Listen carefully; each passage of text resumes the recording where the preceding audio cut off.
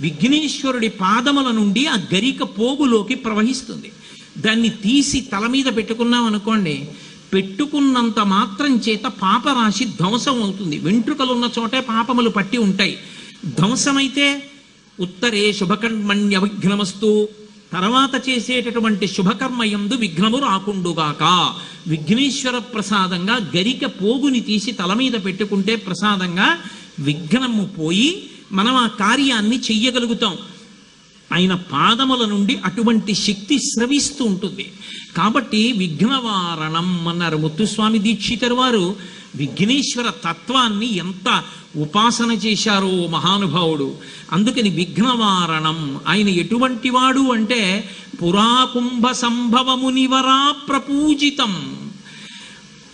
పూర్వం కుంభ సంభవుడైనటువంటి వశిష్ఠుడు మొదలైనటువంటి మహర్షులు ఎవరున్నారో